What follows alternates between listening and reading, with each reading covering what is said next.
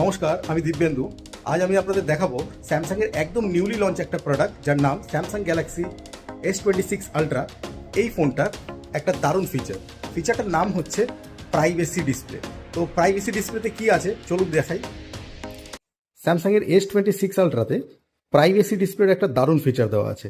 আমরা ফোনে তো যে কোনো জিনিসই দেখতে পাই, যে কোনো অ্যাঙ্গেল থেকেও দেখা যায়, কিন্তু কিছু ক্ষেত্রে প্রাইভেসির জন্য ফোনটার মধ্যে আহ, পাশ থেকে যদি কেউ কিছু দেখে নেয় সেটা একটা ভয়। যেরকম গুগল পে, ফোনপে বা ব্যাংকিং অ্যাপ্লিকেশন আমরা যেটা ইউজ করি, সেই ক্ষেত্রে আমাদের কিছু প্রবলেম হয়ে থাকে।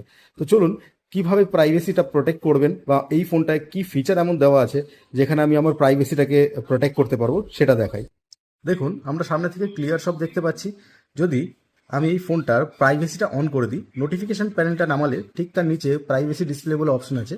আমি এটা অন করে দিলে প্রথমে দেখুন টার্ন অন প্রাইভেসি ডিসপ্লে। তো এটা আমি যেই অন করে দেবো, ডিসপ্লেটা একটু ডিম হয়ে গেল। তার ঠিক নিচে আছে ম্যাক্সিমাম প্রোটেকশন, প্রাইভেসি প্রোটেকশন। এটা যেই আমি অন করে দেবো, একটু আমি সাইডে যখনই চলে যাব, দেখুন কিছু দেখা যাচ্ছে না। আবার সামনে আসলে ক্লিয়ার দেখা যাচ্ছে। আমি যদি আবার এদিক থেকে একটু ডান দিকে চলে যাই, দেখুন কিছু দেখা যাচ্ছে না। এবার আমি এটাকে অফ করে দেখাই। আমি দুটো সেটিংকে অফ করে দিলাম। যেই আমি অফ করে দিলাম, আমি যদি সাইড থেকে দেখি, দেখুন পরিষ্কার দেখা যাচ্ছে। আবার যদি আমি এপাশ থেকেও দেখাই, তাহলেও দেখুন পরিষ্কার দেখা যাচ্ছে।